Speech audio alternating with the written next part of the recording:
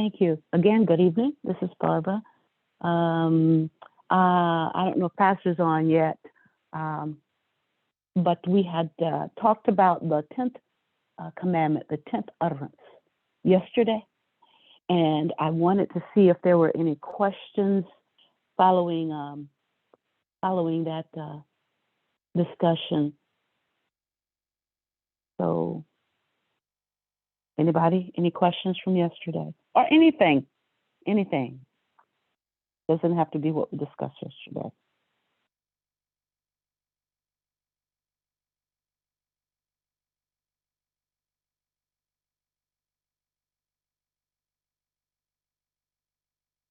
No questions? Well, I'll just do a little summary, if you will. Barbara, The 10 utterance. Yes, dear. excuse me, Yes, this is Barbara. Mary. I have a question, Hey, and Mary. thinking about everything that we've been discussing for the past week, well, a couple of weeks. I was just wondering. I was listening to this guy after my exercise routine, and he was saying that you are loved. You were not, you were not chosen, but you were loved, and you didn't choose it, but it chose you. And then it dawned on me that I am loved, because I remember the Yes, ma'am. scripture saying God is love. So I said, I am loved.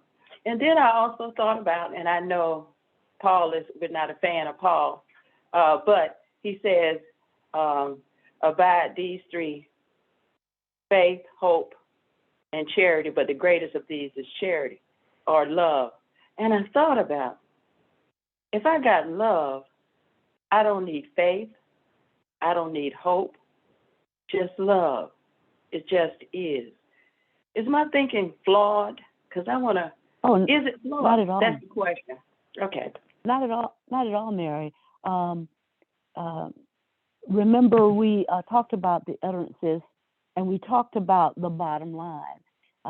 When Jesus came, the Messiah came to not do away with the commands, but to fulfill them. And he gave them two basic bottom line things. When I think it was the Pharisee attorney or something asked him, what were the greatest commandments? And he said, he talked about hearing Israel, hear, O Israel, the Lord our God, the Lord is one, meaning what we talked about with the first commandment. And then he said, as part of that first commandment, love the Lord your God with all your heart, all your soul, all your mind. And he says, and this is the greatest one. The second one is also important. Love your neighbor as yourself. So we closed yesterday, and so you're right. The utterances are all about loving God and loving others as you love yourself.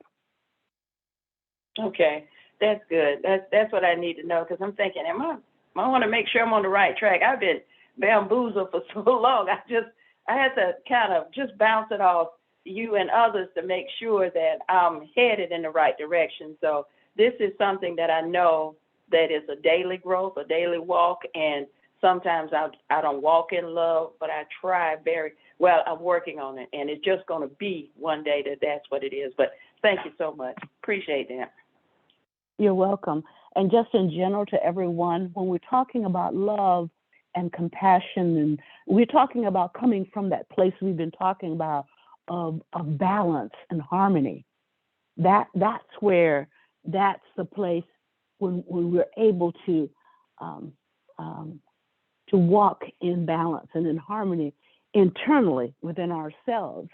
Then what comes and was manifested to those around us, and not only to Elohim, the Most High, but to those around us, our neighbors. Everybody's our neighbor. Everybody's our neighbor.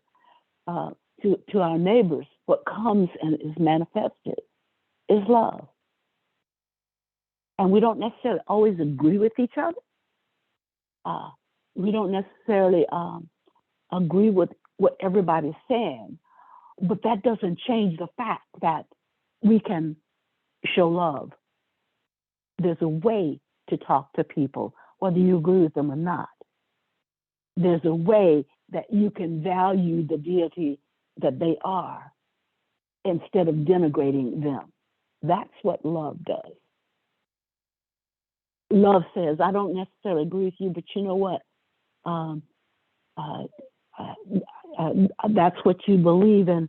You know, anytime you want to talk about this any further, I'm open to talking with you. That's what love is. It doesn't say that's stupid, you're ignorant for believing that, blah blah blah.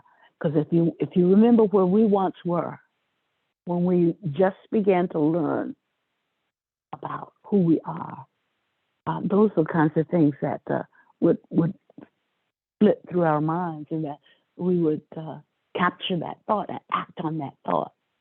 Oh, so and so, just being difficult. They don't know what they're talking about. They are ignorant. They're whatever.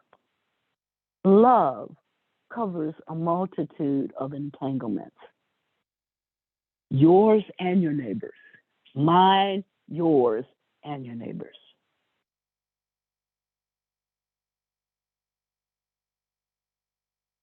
So these Ms. 10 Barbara, utterances. this is Mel. Go ahead, Mel. This is Mel.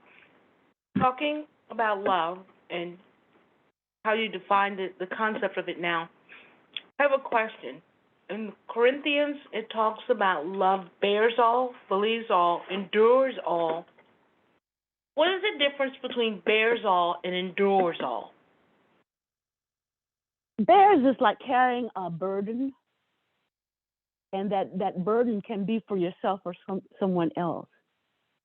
Endures is similar to it, except that there may be some things that you have to go through or get to, some experiences that you have to endure, go through in order to show love. Is there anybody else with a different? I'm sorry, go ahead. I'm sorry. Is that, we were talking about, you gave King David as an example of something he had done? Yes. So his enduring was enduring the loss of the family members that were killed as a result of his actions. That would be enduring? Yes. It's suffering through, and suffering is not quite the word I want, but it's actually experiencing what you're going through. Okay. So I think I got it. Does someone else have another way to explain that helps not only Vermel but all of us?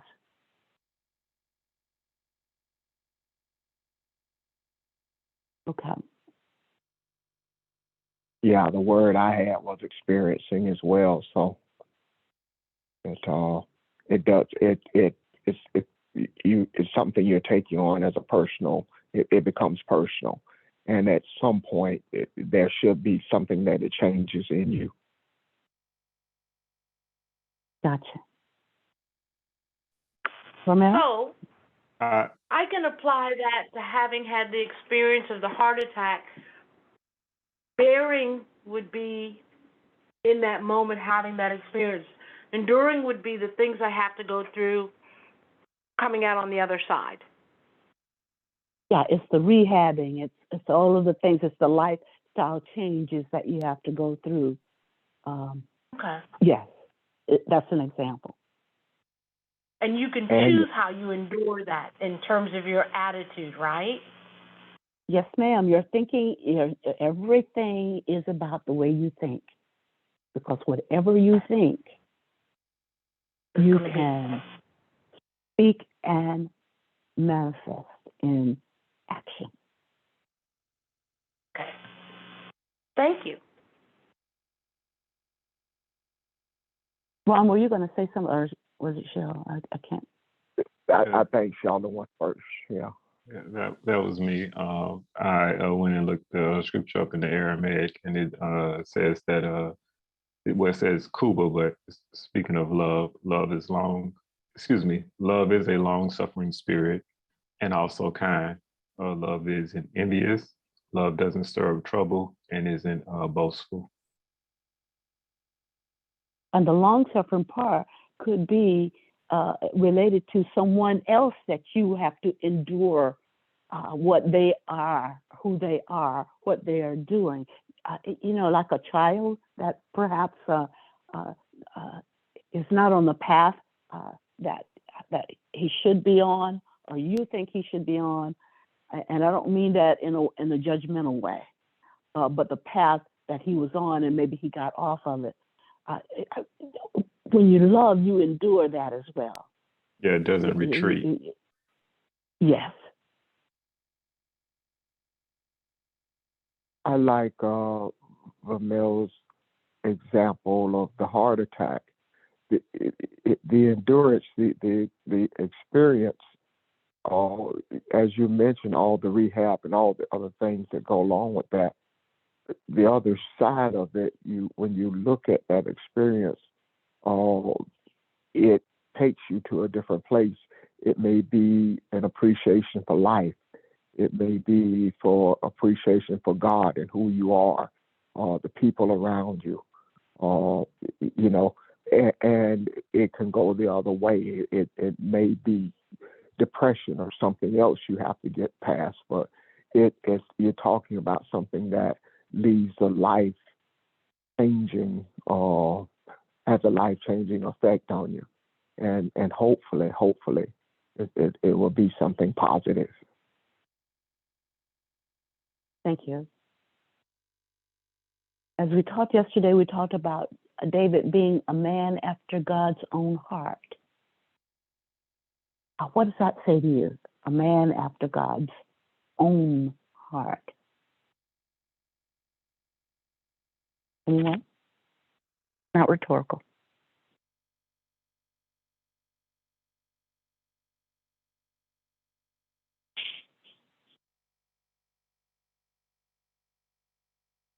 I'll tell you what it says to me. It says to me, a man who made the decision to walk the path and to have the experiences along that path that the father mother selected for him. In other words, when he was in the field as a shepherd, he was selected, he was chosen to be king, and he did not balk about that. David did what was required of him. In our ways, we have to be people after God's own heart as well. But my point in saying this is, even the man after God's own heart had that opportunity where he missed the mark. He got entangled, and he was so entangled that one thing led to another.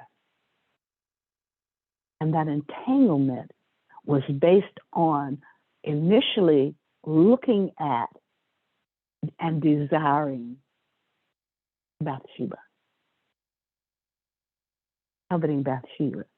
But even before that, remember, we talked about David usually would go with his army, in front of his army, lead his army as a leader should. But David decided to stay at the palace. And so sometimes we can do things that, ordinarily, this is expected of us. And David, nothing said that he did not like what he was doing as a leader. He was a man after God's own heart. And all of that was involved in leading the people. But when David decided to do something for David's self, in other words, he decided to stay back at the palace and relax. And that was for David. So when we get off our path because we decide to do something selfish, we can be people after God's own heart and still be tempted. We're tempted all the time, actually, with the thoughts that flip through. But what happens is what you attend to, what you pay attention to. And so as Ramel asked about the way you go through is something you decide. Yeah, very much so. So even the man after God's own heart missed the mark, became entangled, and in so doing, broke those 5 commandments that relate to killing and cheating and stealing and lying, all of the other 4 commandments in addition to coveting. Even so, God forgave him. There were consequences to his actions, but he was forgiven. And so the message to us today is that there's nothing we can do apart from keeping ourselves separated from the path. There's nothing we can do to be separated from Elohim. Because remember, we were made in that image. Elohim, we are Elohim. Elohim is us. And so we're the ones who make the decision to keep the emotional distance, the psychological distance, the spiritual distance from Elohim. And we do that in so many different ways. And it can be through doubting ourselves or taking in what other people say about us as negative kinds of things and heaping those coals of negativity on our head, or being buried under false accusations and things like that until we feel like, well, this must be who I am if everybody says this is who I am. No, you know, we make the decision to rise as that phoenix or to be buried under stuff. Things that we put ourselves through, things that we tell ourselves, or even others tell us that are negative. I loved it when we talked about forgiveness. That's what we got to do. We can't stay there. We can't wallow. You know, sometimes I knew I was wrong when I got angry with someone, or maybe my husband didn't do something I want him to do when I wanted him to do it right then and there, and I got angry. It was my decision. I got angry, and I wallowed in that thing, but it didn't change anything. And what I found is when I allowed myself to wallow in that, it came out. You know, the tongue speaks what's in the heart, and it came out in anger, lashing at him. And it didn't have to be that way. If I had simply said, okay, whenever you get ready, I'll be ready, that would have changed the whole outcome. That's the way our lives are. The way we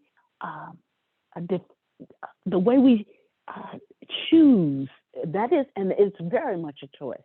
The way we choose to see things perceptually, and the way we choose to define things from a positive perspective, instead of always being negative. If we know we're if we know we're creators, why do we choose the negative so much instead of the positive? And I can tell you, when we choose the negative, we often lose, just like David lost. We lose. That one incident with Bathsheba led to lots and lots of sin. And not only David's sin, but those of his family members. Tamar became a victim because she was raped. Became a victim of her very own brother. And so the choices that we make, that's the time to do some deep breathing. When something comes across your path and you are tempted, that's the time to take those breaths,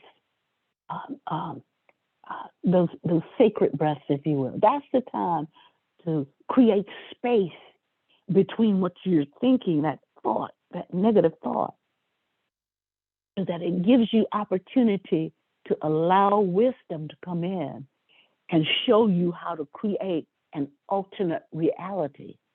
Because that thought, if it's a negative kind of thing, can give you a reality that that you can be paying for in terms of consequences for a very long time. Comment.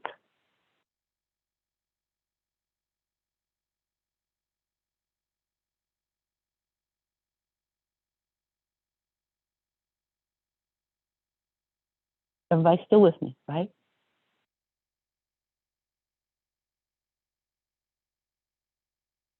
Yes, we're still here. Good. I was thinking, wow, did I We're still mute here. myself? Yeah, you're here. Did I mute and I've been talking and talking and talking and nobody heard me? Okay. All right. Hey, Barbara, this Mary again. I thought about David. He had time to think about it. So he just didn't go do, but he saw her, thought about it, then he sent for her. He still had time in between to change his mind before he actually committed the act. And that's true with us, that we think about it and we have time to kind of decide one way or the other. But sometimes we want something so bad that we think we can deal with the consequences when we can't, when we find out, oh man, I messed up big time. So it's something for me to think about, is that, whenever I think about something, I want to put it to the test to see if it's something that's gonna edify the Creator and the universe or my brothers and sisters, or is it something just for Mary? If it's only gonna benefit Mary, is it worth it? And sit on it for a while, because you realize, after a while, man, I ain't had to do that. And there have been times that I thought about something, and then after I waited, I didn't need to do it. So that's my thought. What do you think? That's an excellent point. The issue is whether it's for a selfish reason, which is for me, myself and I, or if it will, like as you say, edify someone else or the cosmos itself. So yes, that's the point right there. That's the key right there. Is it for me? Is it for selfish reasons? Or is it for unselfish reasons? So the question is, when the thought comes, what do we do? As you say, do we say, now, why is this thought continuing to come? And then you, as you say, you weigh it. Is it something that I want for me? Or is it good and beneficial for not only me, but others as well? And don't rationalize, because sometimes we can rationalize stuff and say, okay, I want this, but it's going to benefit other people. But I want that. That's not what I'm talking about, because we can rationalize a benefit for other people when what it is we want it ourselves. And so don't lie. I'm not talking to Mary. I'm talking to me. I'm talking to you. We need to not lie to ourselves. That's one of the commandments. Don't deceive ourselves and pull a blanket over our head and the wool over our eyes by what we allow. We talked about those different thoughts that covetousness covered. We talked about the neighbors the neighbors are symbolic of our innate thoughts, those thoughts that are in us that come, those are our neighbors. And sometimes all of those thoughts don't, not sometimes, a heck of a lot of times, those thoughts don't align with me being a person after God's own heart. And it's up to me to align those thoughts. And we talked about what does it say? I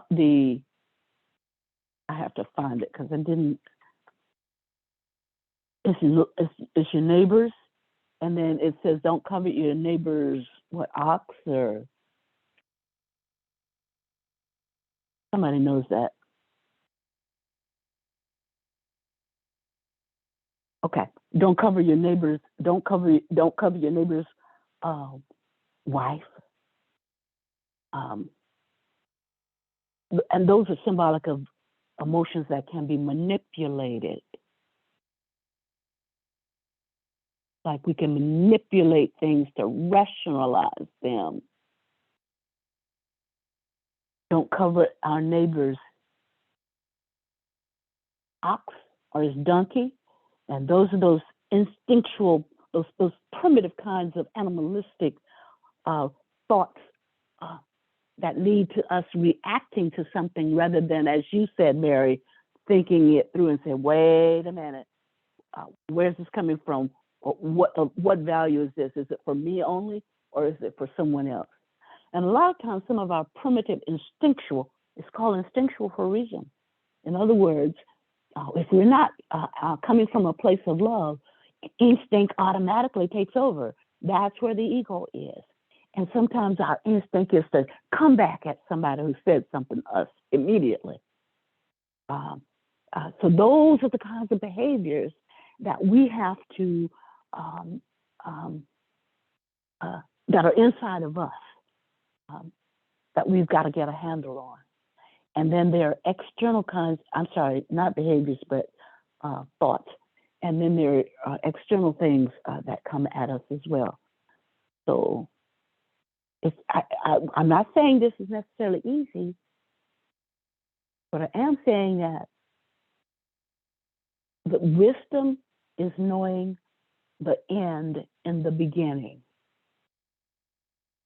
In the beginning of these, we learn with the 10 utterances that Elohim is one God, the only God.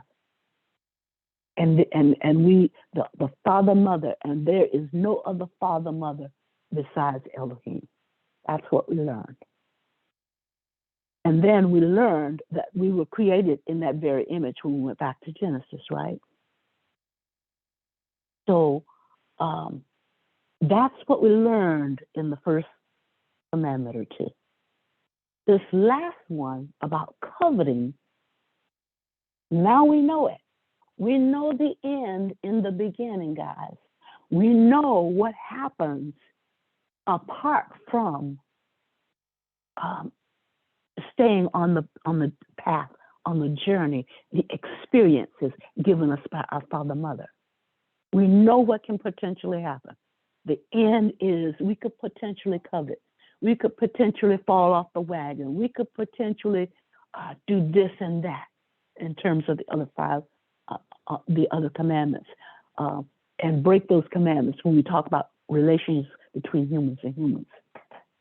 So the beginning is we know who we are now. We know who Elohim is. Wisdom is knowing the end and the beginning. The end is, if I don't do it Elohim's way, if I don't flow in that path, that's going to be my end potentially. Does that resonate?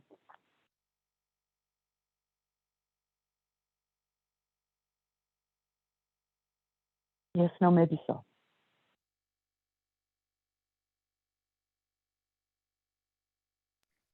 Yes, it resonates. Okay. Other comments, questions?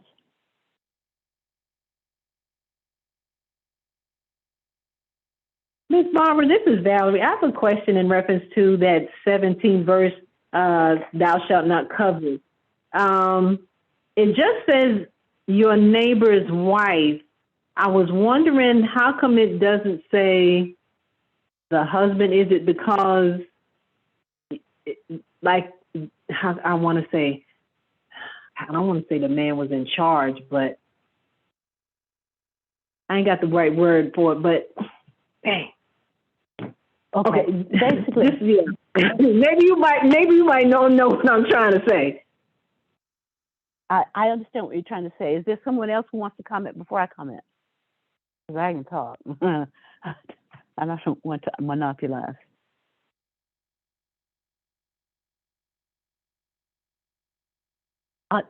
Valerie, this was written years and years ago, and in the Jewish tradition, it was written from the perspective of the man. But understand that we understand the end and the beginning, that all of this speaks to our time as well. Like there are things that were written thousands of years ago that speak to us just as clearly today where we are. And so we understand that adultery is not just what the woman who's married does, but in the tradition, the Jewish tradition years ago, that's the way it was defined.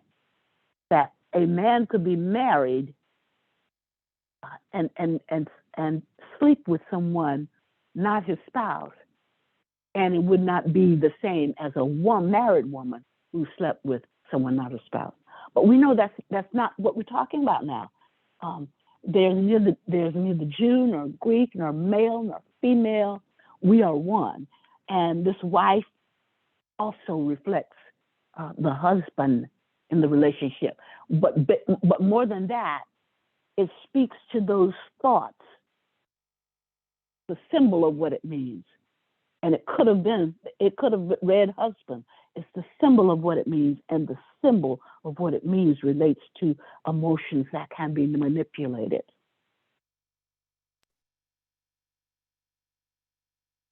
Yeah, I would add, Okay. following on what Ms. Barbara said, that if this was written today, it would say spouse or a husband and a wife. Everything that follows in that verse, talking about things that are actually possessions, kind of, and even may have looked at as of how someone may have been wealthy or not. So unfortunately, at the time, the wife was considered possession of property and something like a part of a person's or a man's wealth as well. And that's why you have the ox, the ass, his servants, and things like that. I'm finished. Thank you, Sheldon. Anybody else? Thank goodness for the law of love. Thank you. Thank you very much. You're welcome, Val. Barbara, hey. Hello. Yeah. Hi. How are you, Ed? Greed. I am good. It's been a long day, but thank God it's over. It's really good that you're good. Isn't that good? Yeah. Yeah. So greed is the root of all of this that we're seeing, that we're talking about. Where does greed falls in? Greed is a part of coveting and desiring something that's not your own. And what it also implies, both with greed or coveting as well, is that you don't have. And in that way of not having is as if you don't appreciate, the things that you do have, or you think in a way it's not enough. So it also comes from a place of lack. And it's kind of like when everything will happen in its due season.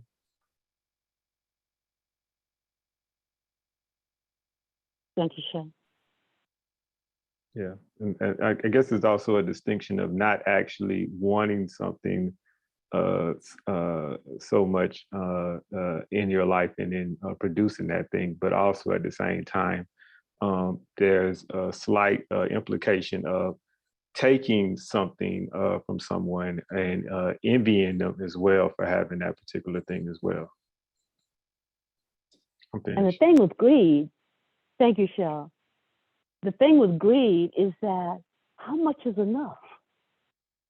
When someone comes from a position of greediness, they perceive that they have, as Shell said, a lack. Now we know that the Elohim who created us, there is no lack. And when we maintain that knowledge, then we won't be greedy. But there is greed in the world, and greed, as Shell said, can come from that perception of lack. But there are many people in the world that are so rich that 5 million, 50 million people could live off their salaries, and they want more and more and more. So greediness asks the question, how much is enough?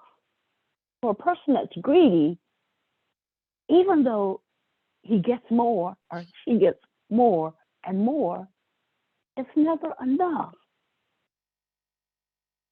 And that's what all of this is about, the never enough part. Whether it's greed or whether it's lust or whether it's something else, there's a perception of lack. And until we do it the way we were created to do it, the way we were created to function, we function that way, there's always going to be that hole where I just got something else. I put it, I got it for myself, Mary, like you said. I got it for myself, and it went in this hole, and now it's like I never got it, and so I want some more. I want even more. I want bigger and better things. When those things run rampant, we started off, Mary mentioned or asking about love. And these things that are being discussed in the latter part of the tablets is actually an absence of love. That exactly. Is the part that is actually taking place. With that greed, what Ms. Barbara just mentioned, we already have enough. It is, in order to exercise that greed or walk in that greed, you have to also at the same time walk in a lack of love. Thank you, Sheila. You demean somebody else. You demean who they are. You demean the fact that they are a deity themselves. That you deny that when you're greedy for what someone, what the Father, Mother, what Elohim has given to somebody else as part of their journey and part of their experiences, whatever their journey and experience is, and you want that, and you're greedy for it. You want what they have. You're denying their deity, and in so doing, we deny. That's what we talked about when we talked about the first set of the commandments or the sayings. We deny that, or we call the Creator a liar by saying that we don't have all we need based on what the Creator has given us. We don't have. There's still lacking. We don't have all we need in order to walk our path. That's the message that comes through. And when you take that, like we deny it. Go ahead, Michelle. I was just saying, when you take that, yesterday we also mentioned about the Creator saying to, and this is also connected with what Mary said earlier, to love the Creator with all of your heart. And we discussed earlier about the Creator being love. And we also discussed for the past few weeks the purpose or the message of what the tablets were trying to teach. And so what the tablet is trying to show is these particular things that is telling you not to do, or to, I guess, work on and try not to do. These are the things that essentially keep you, ourselves, from being the Creator. These are the things that go contrary to loving the Creator with all of our hearts. These are the things that if we don't, I don't want to say abide by them, but if we don't do these particular things, we will not be able to walk in the experience or be as close to the Creator. Not that the Creator is not close to us, but we ourselves not being able to be, or I don't know how to say it. a sense, recognize and I just want to say experience the Creator. And I know I say the word experience a lot, but we're talking about living through the heart. We're talking about what we feel and are powered by, even connected amongst ourselves and loved ones. We're talking about having that experience to its or experiencing it to is maximum, so to speak. That someone mentioned the verse earlier, I think it was Miss Vermeil, talking about love, suffering, and being kind and not boastful and stuff like that. That entire chapter, 1 Corinthians 13, talks about how love, even though it uses charity in the King James Version, is actually supposed to be love every time it says charity, actually trumps everything. No matter what one does, no matter what one knows, it says all those things will fall away. And in the end, and what is more important than anything is that love, once again, going back to the necessity to love the Creator with all of our hearts. I'm finished. Thank you, Cheryl. And I always add, in addition to that, and loving yourself, loving your neighbor, loving yourself. Yes. Because if we don't love ourselves, if we don't first love the Creator and then love ourselves because of what the Creator has provided for us in terms of allowing us to function as Creator as well, if we don't do that, then anything else can come into our thoughts, can come in that create doubt for us. And we got to be rooted and grounded in that. We got to know that. We got to embrace that.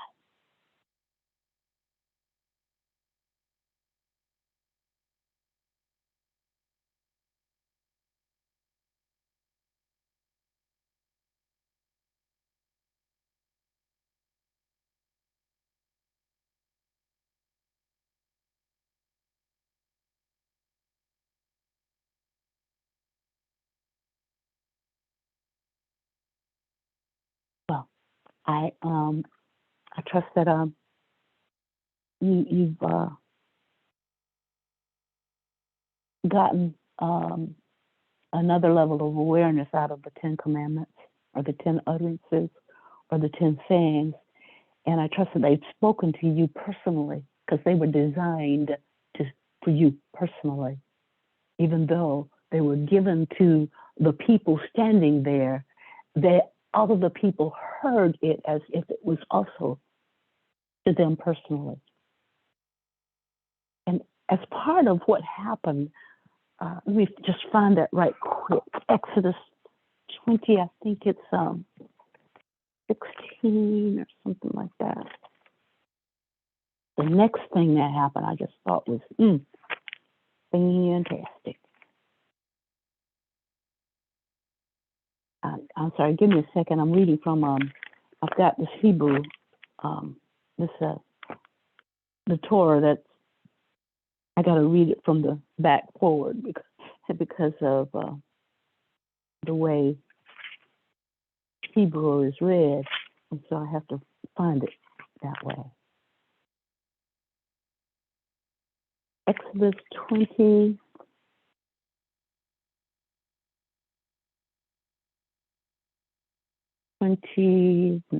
Not murder.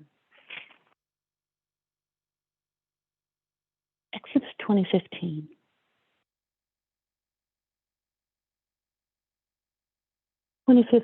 Says, all the people witnessed the thunder and lightning, the blare of the horn, and the mountain smoking. And when the people saw it, they fell back and stood at a distance. I said to Moses, they said, you speak to us, and we will obey. But let not God speak to us, lest we die. And what I wanted to do is get the part where all the people saw. It was a synesthesia kind of thing that Esther's going to be sharing with us. Anybody looking at that? Anybody found that yet?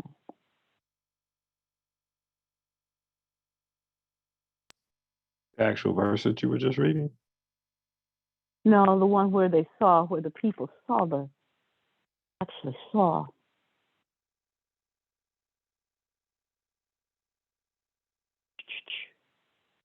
That's 2018, Yeah, when that's the what, people saw the thunder. Is that what you're talking about?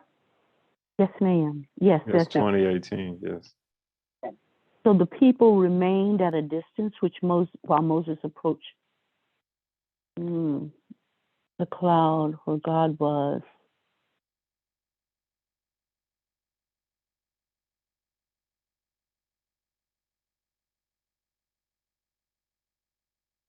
Mm.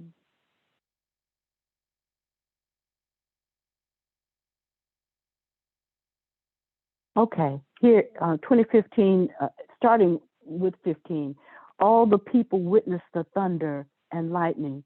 And the text reads, they saw the thunder. They saw the thunder and the blare of the horn. They saw. These were sounds, but the people saw the thunder and they saw the horns, the blare of the horns. They saw the sound that the horns were making. So everything was so intense for them and overwhelming that their senses just overflowed with all of this stuff. It overflowed beyond the normal bounds. Normally we hear with our ears and we see with our eyes. But this was such an intense moment that the people felt that they were seeing sounds and hearing visions. They saw Miss the Barbara? sounds and heard what they saw. Yes, ma'am. So my question, when you read that came to my mind is, were the people seeing with their spiritual eye at that moment? In a sense, that's one way to say it, because their normal senses were just so over the physical senses that we usually think of as the physical senses. When we think about synesthesia and things like that, it's beyond just the 5 physical symptoms. It's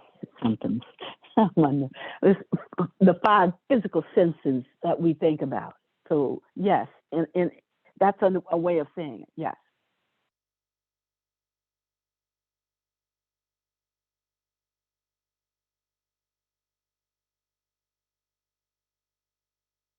It's similar to what people can do. There are some people now who can see auras and the colors of auras around people. Those are beyond just based in the basic 5 senses.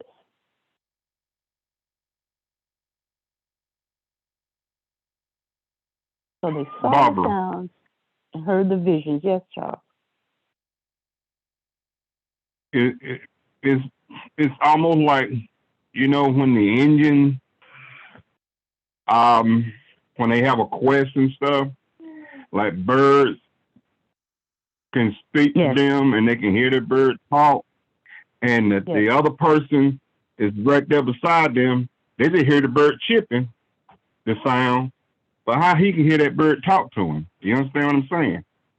Yes, I do understand what you're saying. It's the same kind of Okay. Basic issue.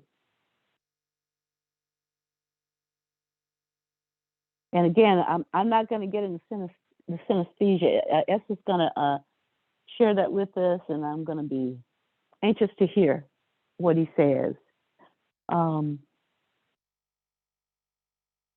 because this is just really,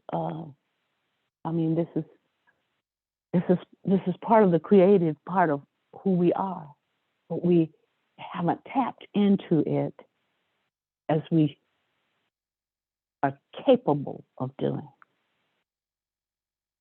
because we are so geared toward use of these physical senses.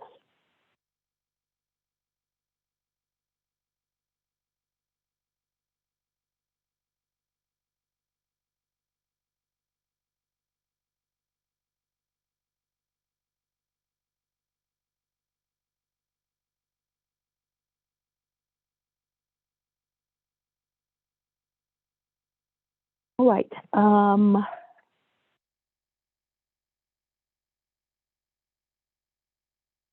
Elohim, the Father, Mother, has provided everything that we need for our particular journey, our particular spiritual quest, if you will, our particular path, so that we can be what we have purpose to be. As the poem I read yesterday, I think George shared something too, that we promise to be, whether we know it or not.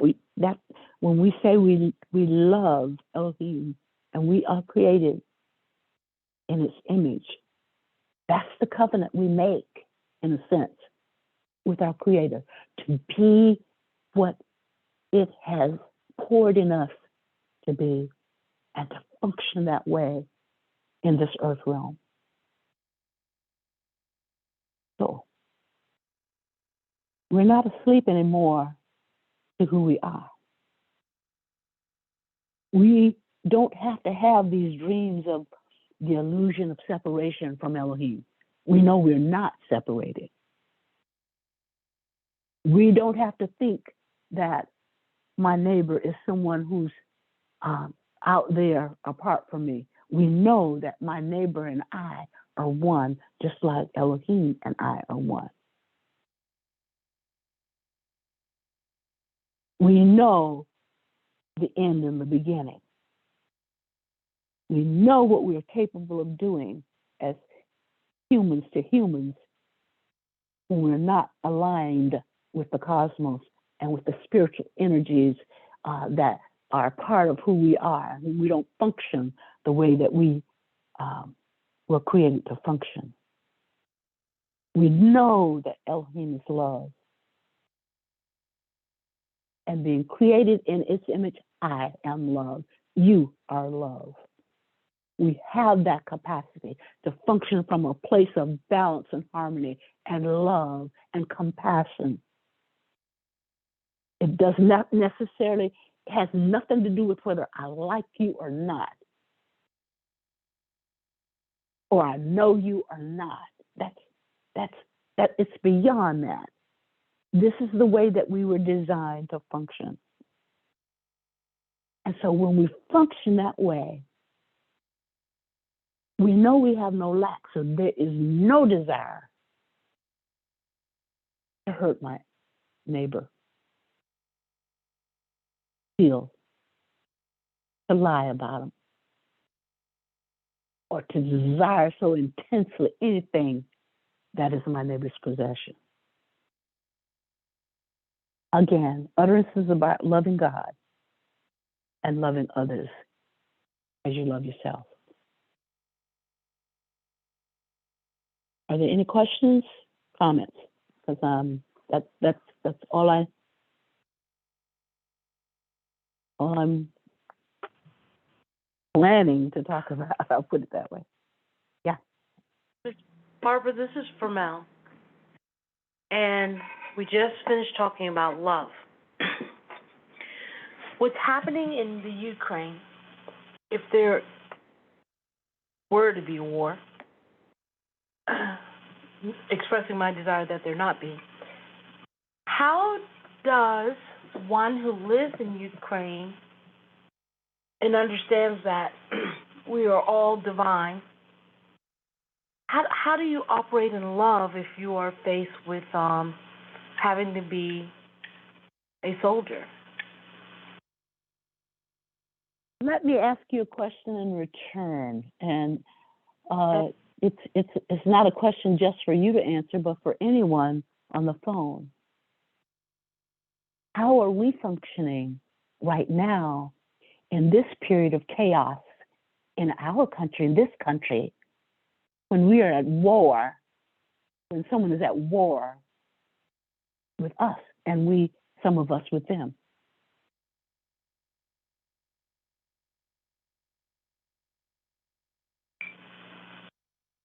In other words, war is not necessarily an external thing only.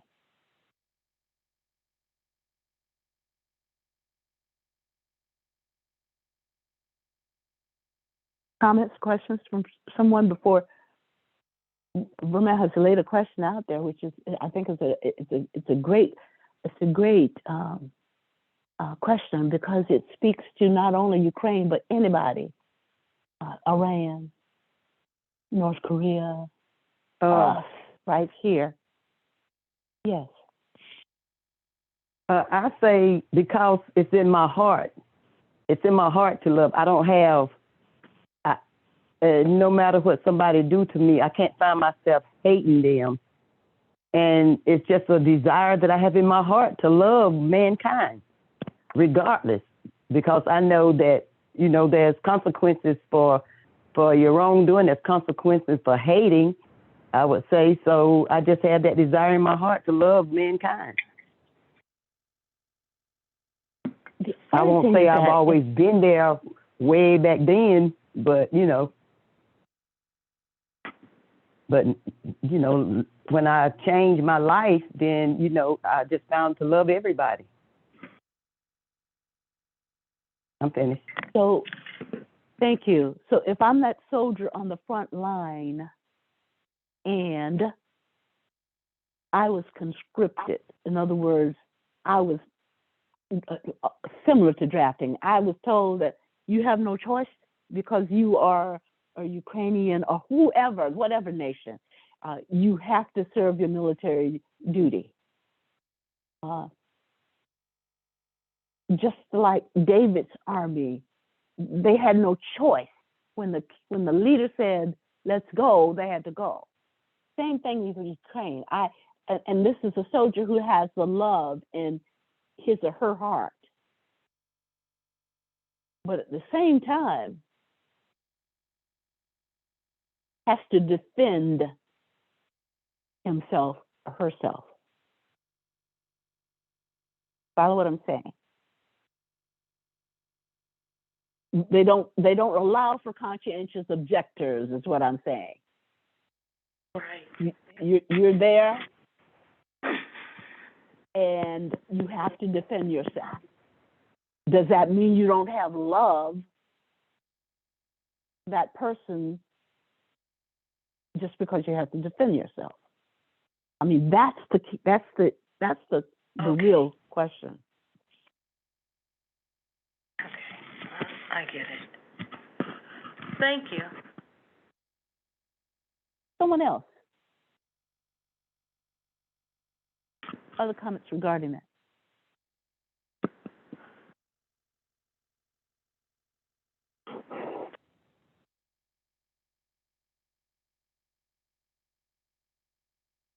Okay. Ukraine is just one country now. There are going to be other countries. And so the issue will be the same. But the issue is also the same here when we're talking about war. And war, war begins in thoughts. Everything begins in thoughts.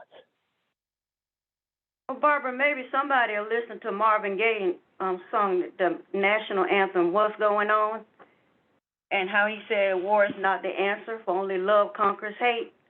So yes, maybe we can put that out there, and all this can be dissipated. You know what I mean? Brother. Well, that's what we've been talking about, putting love out there in the macro. So everybody tonight, put on your Marvin Gaye song, "What's Going On."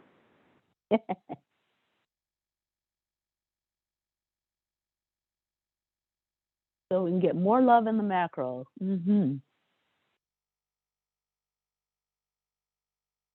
Okay. That's all I have tonight, guys. I thank you. I thank you for your questions and for your attention. And again, I trust that this has been a mirror to show you more of who you are, because it has certainly done that for me. Unless there are any other questions, that's all I have tonight. Thank you, guys. Appreciate you. Love you. And until next Saturday. Thank you, Barbara. you. Thank you. I love you. Yeah, enjoyed it. Bye. Enjoyed it. Happy Valentine's Day to everybody. Ditto.